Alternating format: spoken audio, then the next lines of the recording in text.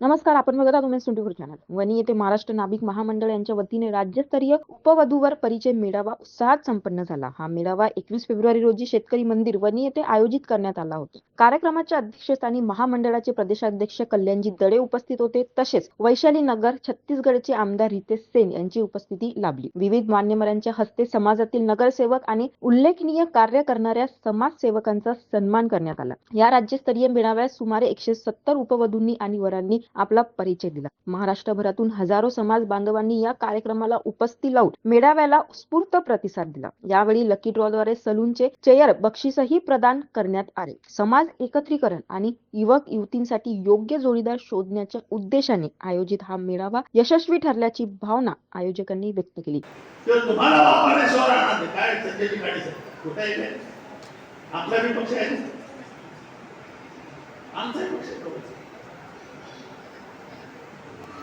या ओबीसी समाजाला न्याय देण्याची भूमिका नाही आहे.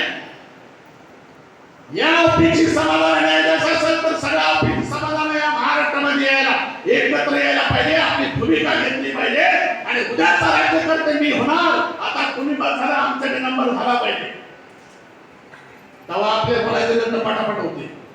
हा 3 नगरसेवक काही बसले माहिती तुम्हाला कोण नगरसेवक पाहिजे बहुतेक साडे आले पाहिजे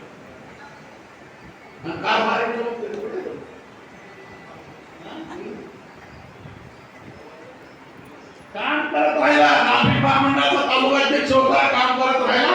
राज्यकर्त्यांनी दखल घेतली आणि नगरसेवकाचं तिकीट दिलं आणि बायकोला त्यांनी नगरसेवक केलं.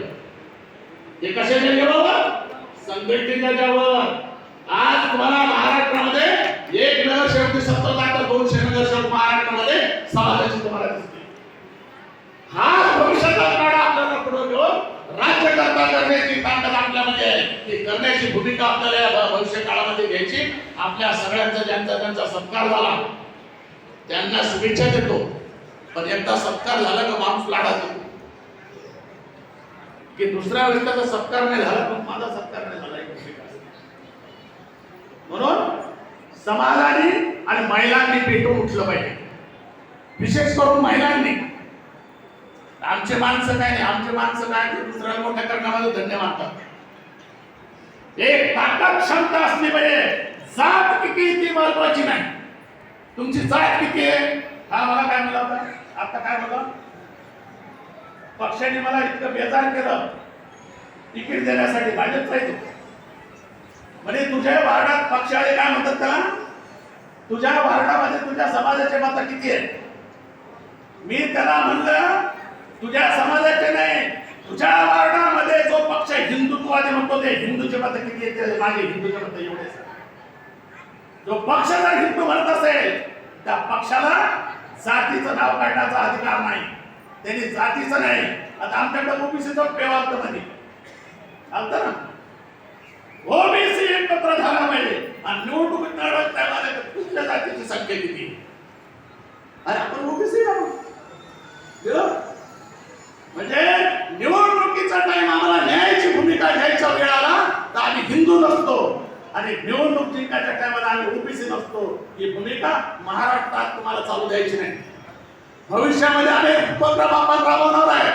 असाच एक झेंडा घेऊन आपण महाराष्ट्रामध्ये जाणार आहोत आणि महाराष्ट्राच्या त्या झेंड्यावरती शिवाजी पार्कवर त्या छत्रपती शिवाजी महाराजांच्या जयंतीने शपथ घेऊन सांगतो की 2029 मध्ये हा समाज 12 बलुतेदार ओबीसी समाज जर सत्यवती नाही दिसला तर नाभिक महामंडळाचा पद सोडून देईल पण पुन्हा येणार नाही.